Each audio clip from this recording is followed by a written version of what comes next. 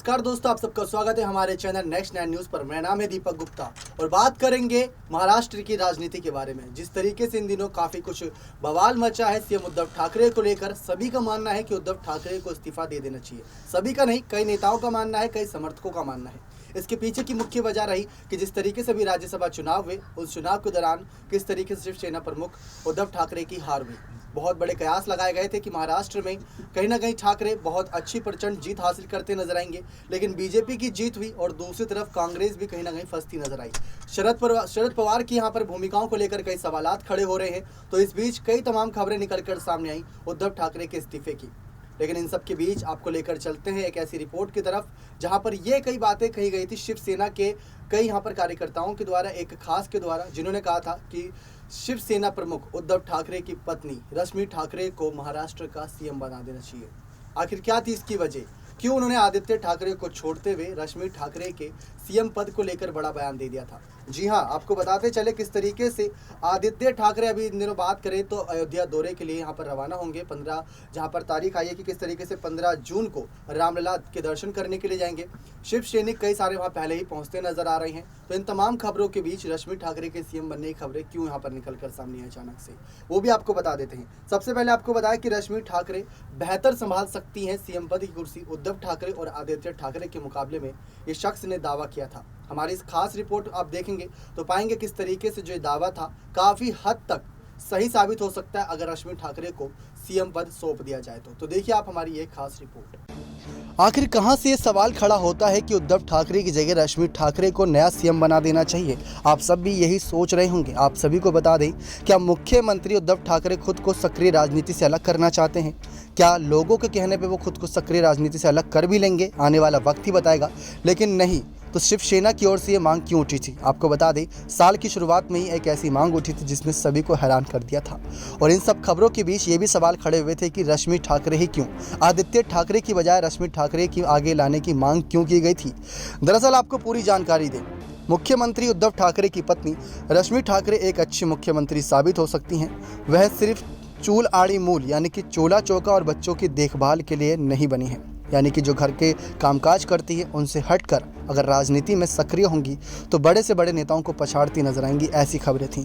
पर्दे के पीछे लगातार वे सक्रिय रहती हैं। सीएम ठाकरे के कई बड़े फैसलों में उनकी अहम भूमिका रहती है। ऐसे में अगर उन्हें मुख्यमंत्री बनाया गया तो वे एक बेहतर मुख्यमंत्री बन सकती हैं। यह बयान इस बार किसी और पार्टी के नेता ने नहीं बल्कि शिवसेना से मंत्री अब्दुल सत्तार ने दिया था साल की शुरुआत में, जहां पर आपको बता दें, मुख्यमंत्री को अपना संदेश देते हुए उन्होंने इतनी बड़ी बात भी कह दी और खुद को शिवसेना का एक छोटे कार्यकर्ता भी बताया था। ये बहुत बड़ा बयान था। साल की शुरुआत में यह बयान सामने आया था जनवरी के महीने में। लेकिन आपको बता दें, अचानक रश्मि ठाकरे को लेकर यह एक बड़ा बयान सवाल उठाता है। क्या मुख्यमंत्री उद्धव ठाकरे खुद को सक्रिय राजनीति से अलग करना चाहते हैं? इसका जवाब इतना आसान नहीं है। हाल ही में आपको बता दें किस तरीके से राज्यसभा चुनाव हुए, जिसके बाद सबने ये कयास लगाने शुरू कर दिए कि शिवसेना की बहुत बड़ी जीत होने वाली है। लेकिन नतीजों ने सभी के लिए हैरानी के सवाल खड़े किए, क्योंकि वहां पर बीजेपी की जीत देखने को मिली और शिवसेना कांग्रेस का बुरा हाल। दूसरी तरफ बात करें, 1 जनवरी को एक वीडियो कॉन्फ्रेंसिंग के जरिए सबके सामने आए और कहा जा रहा है कि कोरोना की क्राइसिस के मद्देनज़र वो 1-2 दिनों में कई बड़ी घोषणाएं कर सकती है। साल की शुरुआत में कयास लगाए गए थे। नए साल में शिवसेना की पहल से 2 बड़ी घोषणाएं हुई थी। उस वक्त उद्धव ठाकरे ने एक अहम मीटिंग करके मुंबई में 500 स्क्वायर फुट तक के घरों के प्रॉपर्टी का टैक्स माफ़ कर दिया था। दूसरी बड़ी घोषणा उनके बेटे पर्यावरण मंत्री आदित्य ठाकरे ने की। उन्होंने घोषणा करते हुए ये भी कहा था कि 1 जनवरी से सभी सरकारी गाड़ियां इलेक्ट्रिक इंजनों से चलने वाली ही खरीदी या भाड़े पर ली जाएंगी। प्रदूषण को रोकने के लिए और स्वच्छ पर्यावरण के लिए बहुत बड़ी घोषणा थी। अगर उद्धव ठाकरे सक्रिय राजनीति से खुद को अलग करना चाहते तो बड़े फैसले में शामिल नहीं होते। फिलहाल बात करें, इसी आर्टिकल में बात भी लिखी थी कि फिलहाल शिवसेना का कोई भी नेता यह कहने को तैयार नहीं कि उद्धव ठाकरे सक्रिय नहीं है। यह दावा सिर्फ बीजेपी की ओर से किया जा रहा था। फिर भी ये बात अब कोई ढंग की छुपी नहीं रह गई कि मुख्यमंत्री के नाम पर सारे फैसले अब तक उप मुख्यमंत्री अजित पवार ने ही लिए थे। अब शायद मुख्यमंत्री के जो साल की शुरुआत में स्वास्थ्य खराब हुआ था उसकी स्थितियाँ बदलती नजर आईं।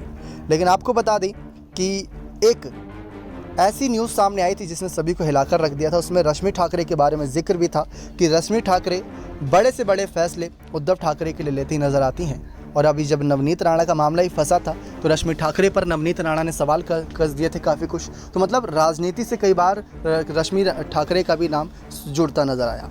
लेकिन इन सब के बीच ऐसे में सवाल उठता है कि आदित्य ठाकरे के अधिक सक्रिय होने या उन्हें सक्रिय किए जाने की बात जब शिवसेना के अंदर और बाहर सबको पता है, तो क्या शिवसेना नेता और मंत्री अब्दुल सत्तार को ये नहीं पता है? फिर उन्होंने आदित्य ठाकरे का नाम ना लेकर रश्मि ठाकरे का नाम ही क्यों लिया था? इसका जवाब यह है कि आदित्य ठाकरे को प्रमोट तो किया जा सकता है, लेकिन अभी वे युवा हैं, उन्हें लंबी पारी खेलनी होगी। उन्हें शिवसेना में तो आगे किया जा सकता है, लेकिन महाविकास अघाड़ी के गठबंधन की राजनीति में एक हद से आगे वे फिलहाल जाने की स्थिति में नहीं है। ज़्यादा से ज़्यादा बिहार वाला एक्सपेरिमेंट दोहराया जा सकता है, यानी जिस तरह तेजस्वी यादव नीतीश कुमार सरकार में उप मुख्यमंत्री बनाए गए थे, उसी तरह आदित्य ठाकरे उप मुख्यमंत्री बनाए जा सकते हैं। ऐसे में अजित पवार को मुख्यमंत्री बनाया जा सकता है, लेकिन यहाँ पेच ये है कि शिवसेना अपने कोटे से मुख्यमंत्री का पद क्यों जाने देगी और शरद पवार भी अजित पवार को मुख्यमंत्री बनते हुए देखना चाहें, इस पर राजनीति के जानकारों को शक ही है। वैसे पवार की राजनीति का कुछ पता नहीं, कई बार उनके द्वारा जब खेला हो जाता है तब भी किसी के समझ नहीं आता। अब ऐसे में आपको बता दें कि अब्दुल सत्तार ने क्यों रश्मि ठाकरे के पक्ष में क्या कहा था। रश्मि ठाकरे के पक्ष में अब्दुल सत्तार ने कहा कि रश्मि ताई के काम करने का तरीका बेहद निपुणता और दक्षता वाला है। आज वे पर्दे के पीछे काम कर रही हैं, पर्दे के सामने नहीं आती, लेकिन उन्हें महाराष्ट्र की राजनीति के बारे में बहुत कुछ पता है।